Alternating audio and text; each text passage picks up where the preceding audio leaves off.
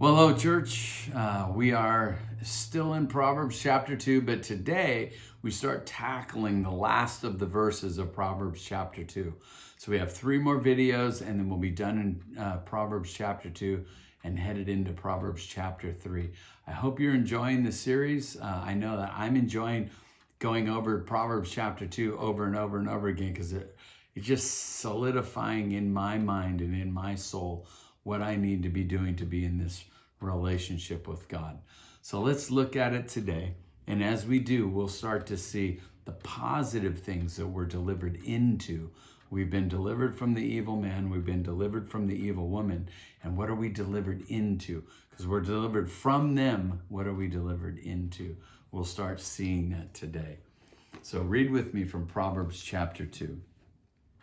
My son, if you receive my words and treasure up my commandments with you, making your ears attentive to wisdom and incline your heart to understanding. Yes, if you call out for insight and raise your voice for understanding, if you seek it like silver and search for it as hidden treasure, then you will understand the fear of the Lord and find the knowledge of God. For the Lord gives wisdom, and from his mouth comes knowledge and understanding. He stores up sound wisdom for the upright. He is a shield to those who walk in integrity, guarding the paths of justice and watching over the way of his saints. Then you will understand righteousness, justice, and equity, every good path. For wisdom will come into your heart, and knowledge will be pleasant to your soul. Discretion will watch over you. Understanding will guard you, delivering you from the way of evil, from men of perverted speech, who forsake the path of uprightness and to walk in the ways of darkness, who rejoice in doing evil and delight in the perverseness of evil, men whose paths are crooked and who are devious in their ways. So you will be delivered from the forbidden woman, from the adulteress with her smooth words, who forsake the companion of her youth and forget the covenant of her God. For her house sinks down to death, and her paths to the departed. None who go to her come back, nor do they regain the paths of life. Now here we start what we'll look at today.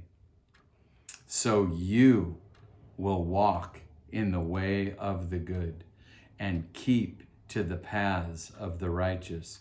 For the upright will inhabit the land, and those with integrity will remain in it.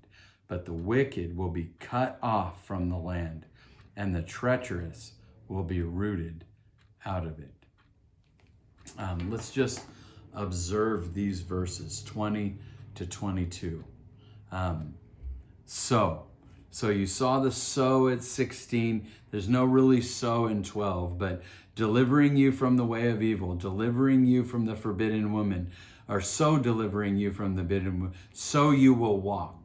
So this is the third result. So there's 3 ifs, 2 thens, and 3 results. 3, 2, 3. This proverb is set up in such a way that it is beautiful, the way that it's symmetrical. There's 3 and 2 and 3. You could set this proverb up easy. You read your Bible, pray, and you continue doing that till God shows up. God shows up and teaches you about himself. God shows up and teaches you about the world. And then from those 2 things, there's 3 results to it.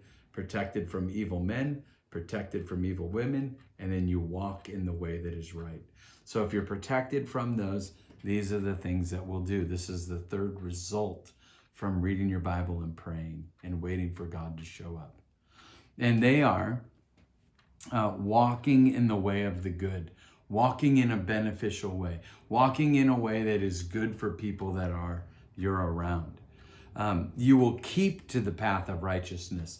You're going to see this way to go, and you're going to go, nope, I'm going to keep going that way. You're going to guard that way. You're going to continue that way. And you're going to pluck weeds that might be in the midst of the way, so that pathway is the right way and it's recognizable as the right way. Why? For the upright will inhabit the land, and those with integrity will remain in it.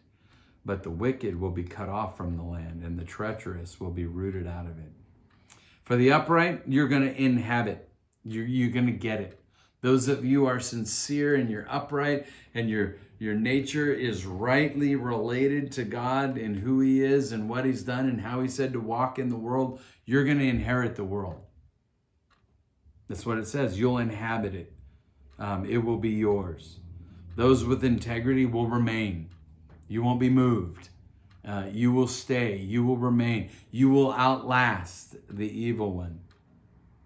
But the wicked, those who aren't reading their Bibles, those who aren't praying for insight, those who aren't waiting for God, and so those who don't know God, and those who don't know the right way, those that aren't delivered from evil men, those that aren't delivered from evil women, those wicked that are out there that are giving themselves to perverted speech of the men and of the women, they're the wicked.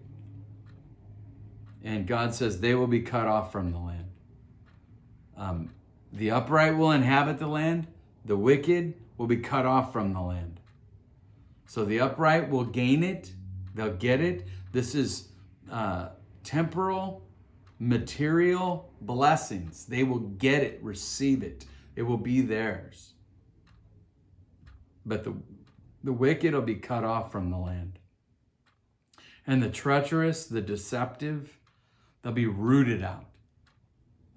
They won't just be taken out. They'll be rooted out. I've got weeds in my yard, and I'm trying to teach my sons how to pull weeds. And a lot of them, they'll just run the lawnmower over it. No, if you do that, if you do that with a weed, it stays, it remains. But to get a weed out, you have to dig around the weed, kind of get the soil, and then pull it out by the root. And if you can get all of the root, the weed won't come back.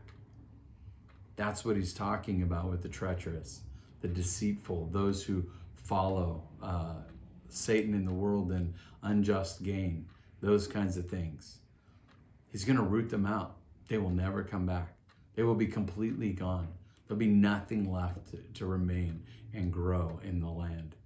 The world will be for the upright and not for the wicked or those who are treacherous. That's what it says there. And tomorrow we'll look at what that means. Have a good day, church. Talk to you tomorrow.